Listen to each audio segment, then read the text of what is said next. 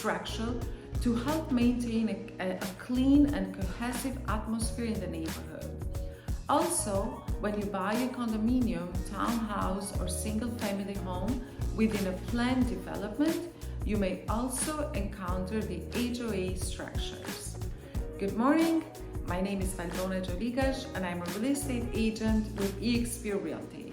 Today, I'm going to talk to you about things that you have to know before deciding to buy a condo, a townhouse, or a single-family home within a planned development. While the HOA will at times spare the homeowner for some responsibilities, they can also come with some homeowner obligations.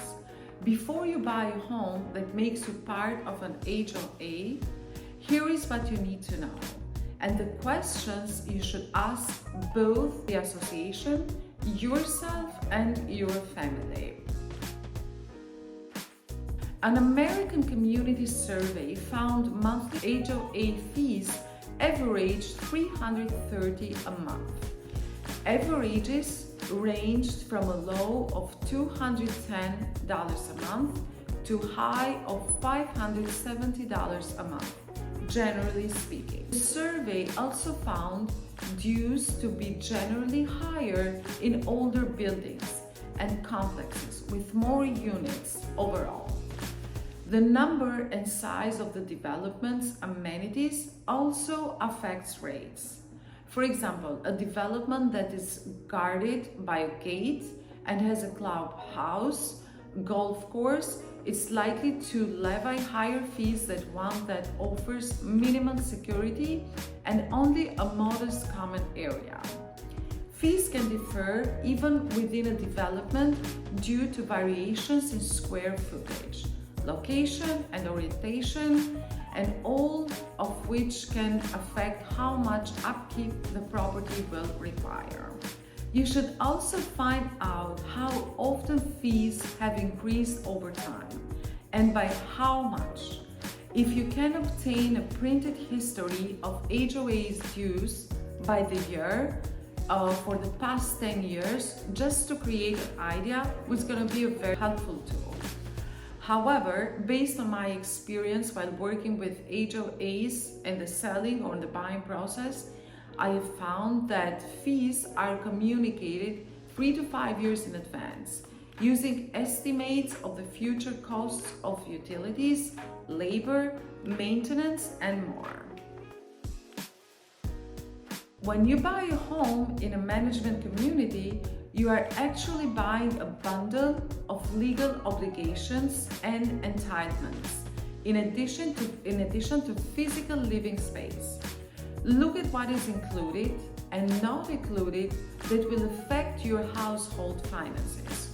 Will you have to pay for the garbage pickup, for example? Are utilities included? Which ones? What about cable and/or internet service? Keep in mind, you'll pay for perks such as recreational facilities, whether you use them or not.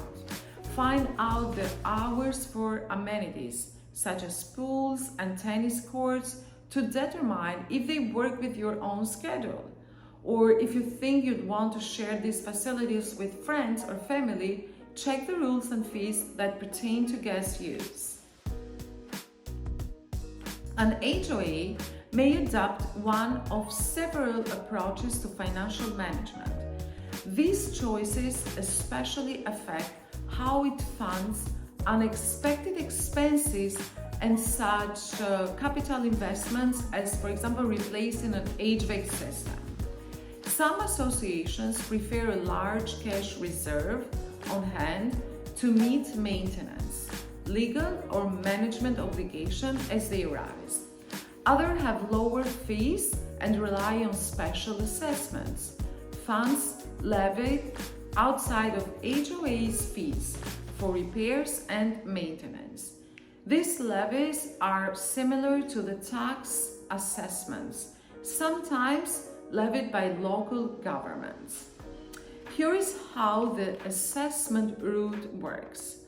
For example, when a major expense occurs, such as replacing a roof or elevator, and the HOA's reserves lack the funds to pay for it, the association may charge each homeowner a special assessment. These levies can run into thousands of dollars. The size of the reserve fund will depend not only on the HOA's approach, but also on the building age, conditions, and amenities. When contemplating a property purchase in a planned development, you'll of course factor the impact of its HOA's dues into your overall finances. As they do with property taxes, which by the way are not included in HOA fees at most developments, banks will consider your monthly HOA fees when deciding how large a mortgage you'll be able to afford. Higher HOA fees could leave you with a smaller approved amount to spend on your house compared with choosing an alternative property with low or no fees at all.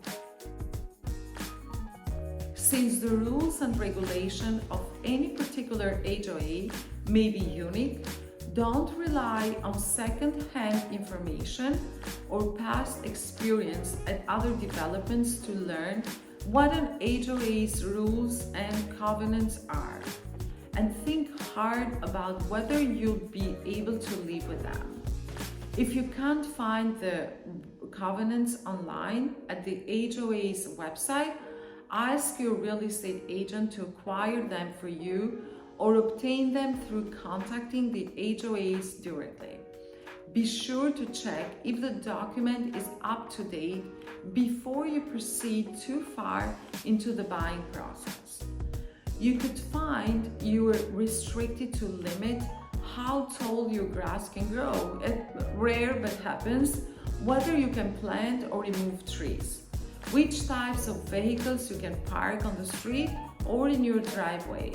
How high fences can be, and which types of coverings you can use on street-facing windows. Planning on moving in a homeowner association and are still confused? Contact us today, and my team and I will help you make the right decision based on your unique circumstances. Have a blessed day and look forward for the second part of this video.